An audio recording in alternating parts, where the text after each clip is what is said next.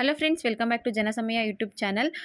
ನಿಮ್ಮ ಹತ್ರ ration card ಇತ್ತು ಅಂದರೆ ಮಿಸ್ ಮಾಡದೆ ವಿಡಿಯೋನ ನೋಡಿ, ಎಲ್ಲೂ ಕೂಡ ಸ್ಕಿಪ್ ಮಾಡೋಕೆ ಹೋಗಬೇಡಿ. ಒಂದು ಇಂಪಾರ್ಟೆಂಟ್ ಇನ್ಫಾರ್ಮೇಷನ್ನ ತಿಳಿಸ್ಕೊಡ್ತಾ ಇದ್ದೀನಿ. ಸರ್ಕಾರ ಒಂದು ಹೊಸ ರೂಲ್ಸ್ನ ಜಾರಿಗೆ ತಂದಿದೆ. ಆ ರೂಲ್ಸ್ ಪ್ರಕಾರ ನಾಳೆ ಸೆಪ್ಟೆಂಬರ್ 30 ಒಳಗಡೆ ಈ ಕೆಲಸನ ನೀವು ಕಡ್ಡಾಯವಾಗಿ ಮಾಡಲೇಬೇಕು. ಇಲ್ಲಾಂದರೆ ನಿಮ್ಮ ರೇಷನ್ ಕಾರ್ಡಲ್ಲಿ ಅಕ್ಕಿ ಕೊಡೋದಿಲ್ಲ, ಜೊತೆಗೆ ರೇಷನ್ ಕಾರ್ಡ್ ಕೂಡ ರದ್ದಾಗಬಹುದು. ಇದ್ರ ಜೊತೆ ಅನ್ನಭಾಗ್ಯ ಯೋಜನೆಯ ಫಲವಾಗಿ ನಿಮಗೆ ಬರ್ತಿರೋ ಹಣ ಕೂಡ ಕ್ಯಾನ್ಸಲ್ ಆಗಬಹುದು. ಹೌದು, ಸರ್ಕಾರ ಒಂದು ಯೋಜನೆನ ಜಾರಿಗೆ ತಂದಿತ್ತು. ಈಗಾಗಲೇ ಅದ್ರ ಬಗ್ಗೆ ನಿಮಗೆ ಗೊತ್ತೇ ಇದೆ. ನಾನು ಹಿಂದೆ ವಿಡಿಯೋದಲ್ಲೂ ಕೂಡ ತಿಳಿಸಿದ್ದೆ, ರೇಷನ್ ಕಾರ್ಡ್ KYC ಮಾಡಿಸ್ಕೋಬೇಕು ಅಂತ. ಈ KYC ಮಾಡಿಸ್ಕೊಳ್ಳೋದಕ್ಕೆ ಆಗಸ್ಟ್ 31 ಕೊನೆಯ ದಿನಾಂಕನ ನಿಗದಿಪಡಿಸಿದ್ರು. ಅದ್ರ ಒಳಗಡೆ ಎಲ್ಲ ಕೂಡ ರೇಷನ್ ಕಾರ್ಡ್ನ KYC ಮಾಡಿಸ್ಕೋಬೇಕು ಅಂತ. ಆದರೆ ಈಗ ಮತ್ತೊಮ್ಮೆ ಸರ್ಕಾರ ಮತ್ತೊಂದು ನೋಟಿಸ್ ನೀಡಿದೆ. ಏನಪ್ಪ ಅಂದರೆ, ಪ್ರತಿಯೊಬ್ಬರು ಕೂಡ ರೇಷನ್ ಕಾರ್ಡ್ನ KYC ಮಾಡಿಸ್ಕೊಳ್ಳೇಬೇಕು. ಇಲ್ಲಿವರೆಗೂ ಒಂದ್ಸಲ ಕೂಡ ಯಾರು ರೇಷನ್ ಕಾರ್ಡ್ KYC ಮಾಡಿಸ್ಕೊಂಡಿಲ್ವೋ ಅಂಥವ್ರು ಇಮಿಡಿಯೇಟ್ ಆಗಿ KYCನ ಮಾಡಿಸ್ಕೊಳ್ಳಿ. ಇಲ್ಲಾಂದರೆ ನಿಮ್ಮ ರೇಷನ್ ಕಾರ್ಡ್ನ ಕ್ಯಾನ್ಸಲ್ ಮಾಡ್ತೀವಿ. ಅಥವಾ ನಿಮಗೆ ಈಗ 5 ಜನ ಇರ್ತೀವಿ, 3 ಜನ ರೇಷನ್ ಕಾರ್ಡ್ KYC ಮಾಡಿಸಿರ್ತಾರೆ, ಇನ್ನಿಬ್ಬರು ಮಾಡಿಸಿರಲ್ಲ ಅಂದರೆ ಅವರಿಬ್ಬರಿಗೆ ಇನ್ನು ಮುಂದೆ ಅಕ್ಕಿನ ಕೊಡಲ್ಲ ಅಂತ ಹೇಳ್ತಿದ್ದಾರಂತೆ.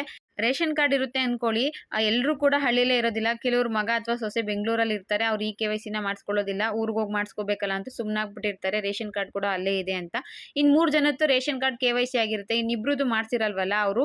ಆದರೂ ಕೂಡ ಮಾಡಿಸಿಲ್ಲ ಅಂದರೂ ರೇಷನ್ ಕಾರ್ಡಲ್ಲಿ ಅವ್ರ ಹೆಸರಿದೆ ಅಂದ್ಬಿಟ್ಟು ರೇಷನ್ ತಗೊತಾ ಇರ್ತಾರೆ. ಆದರೆ ಸರ್ಕಾರ ಈಗ ಕಟ್ಟುನಿಟ್ಟಿನ ತೀರ್ಮಾನಗಳನ್ನ ಕೈಗೊಂಡ್ಬಿಟ್ಟು ಯಾರು KYC ಮಾಡಿಸ್ಕೊಂಡಿಲ್ವೋ ಅಂಥವ್ರಿಗೆ ರೇಷನ್ ಕಾರ್ಡಿಂದ ಬರುವಂತಹ ಸವಲತ್ತುಗಳನ್ನ ಕಟ್ ಮಾಡ್ತಿದೆ. ಈಗ ಅನ್ನಭಾಗ್ಯ ಯೋಜನೆ ಮುಖಾಂತರ ಬರೋ ಹಣ ಕೂಡ ಕ್ಯಾನ್ಸಲ್ ಆಗುತ್ತೆ, ಅವ್ರಿಗೆ ಅಕ್ಕಿ ಕೊಡೋದಿಲ್ಲ. BPL ಕಾರ್ಡ್ ಇತ್ತು ಅಂದರೆ ಅವ್ರಿಗೆ ಬೇರೆ ಬೇರೆ ಸವಲತ್ತುಗಳು ಸಿಗುತ್ತಲ್ಲ, ಅದರಿಂದ ಕೂಡ ಅವರು ಎಲಿಜಿಬಲ್ ಇಲ್ಲದೆ ಇರೋ ರೀತಿ ಮಾಡ್ತಾ ಇದೆ. ತಕ್ಷಣವೇ ಯಾರು ಇಲ್ಲಿವರೆಗೂ KYCನ ಮಾಡಿಸ್ಕೊಂಡಿಲ್ವೋ ಅಂಥವ್ರು ಈಗಲೇ ನಿಮ್ಮ ಆಧಾರ್ ಕಾರ್ಡ್ ತೊಗೊಂಡೋಗಿ, ರೇಷನ್ ಕಾರ್ಡ್ನ ತೊಗೊಂಡು ಹೋಗಿ KYCನ ಮಾಡಿಸ್ಕೋಬೇಕು. KYC ಹೇಗಿರುತ್ತೆ ಅಂದರೆ, ರೇಷನ್ ಅಂಗಡಿಗಳಲ್ಲಿ ನೀವು ರೇಷನ್ ತಗೋತಿರಲ್ವ, ಆ ಅಂಗಡಿಗಳಲ್ಲಿ ನಿಮ್ಮ ಹೆಬ್ಬೆರಳನ್ನ ಇಟ್ಸ್ಕೊಂಡು ಆಮೇಲೆ ನಿಮಗೆ ಅದು ಒಂದು ರೆಡ್ ಲೈಟ್ ಬರುತ್ತಲ್ಲ, ಅದು KYC ಆಗಿರುತ್ತೆ.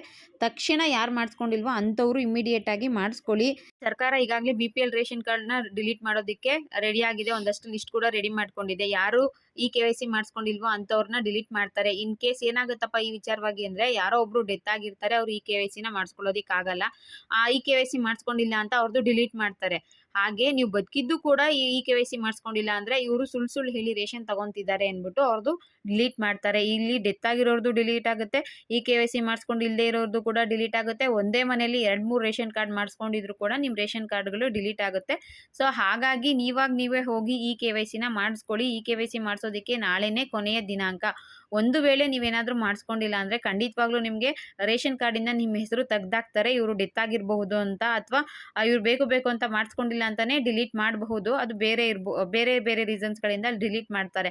ಹಾಗೇನಾದರೂ ಒಂದ್ಸಲ ನಿಮ್ಮದು ಡಿಲೀಟ್ ಮಾಡಿದ್ರೆ ನಿಮಗೆ ಅನ್ನಭಾಗ್ಯ ಯೋಜನೆ ಮುಖಾಂತರ ಹಣ ಬರೋದಿಲ್ಲ, ಅಕ್ಕಿ ಕೂಡ ಸಿಗೋದಿಲ್ಲ, BPL ರೇಷನ್ ಕಾರ್ಡಿಂದ ಸಿಗೋಂಥ ಯಾವುದೇ ಸವಲತ್ತುಗಳು ಸಿಗೋದಿಲ್ಲ. ಹಾಗಾಗಿ ಸ್ಟಿಲ್ ಇಲ್ಲಿವರೆಗೂ ಒಂದು ಬಾರಿ ಕೂಡ KYCನ ನಾನು ಮಾಡಿಸ್ಕೊಂಡಿಲ್ಲ ಅಂದರೆ ತಕ್ಷಣ ನೀವು KYCನ ಮಾಡಿಸ್ಕೋಬೇಕು. ಈಗಾಗಲೇ ನಾವು KYC ಮಾಡಿಸ್ಕೊಂಡಿದ್ದೀವಲ್ಲ, ಮತ್ತೆ ಹೋಗಿ ಮಾಡಿಸ್ಕೋಬೇಕಾ ಅಂದರೆ ಖಂಡಿತವಾಗ್ಲೂ ಇಲ್ಲ. ನೀವು ರೇಷನ್ ಕಾರ್ಡಲ್ಲಿ ನಿಮ್ಮ ಹೆಬ್ಬೆರಳು ಕೊಟ್ಟು ತಂಬ್ ಇಂಪ್ರೆಷನ್ ಕೊಟ್ಟು ಮಾಡಿಸ್ಕೊಂಡಿದ್ದೀರಾ ಅಂದರೆ ಮತ್ತೆ KYC ಮಾಡೋ ಅವಶ್ಯಕತೆ ಇಲ್ಲ. ಇದು ಕೇವಲ ಯಾರು ಇಲ್ಲಿವರೆಗೂ ಮಾಡಿಸ್ಕೊಂಡಿಲ್ವೋ ಅಂಥವರಿಗೆ ಮಾತ್ರ.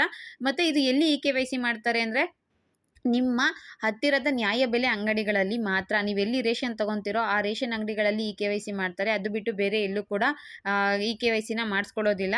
ಹಾಗಾಗಿ ನಿಮ್ಮ ಹತ್ತಿರದ ನ್ಯಾಯಬೆಲೆ ಅಂಗಡಿಗಳನ್ನ ಸಂಪರ್ಕಿಸಿ ರೇಷನ್ ಕಾರ್ಡ್ದು KYCನ ಮಾಡಿಸ್ಕೊಳ್ಳಿ.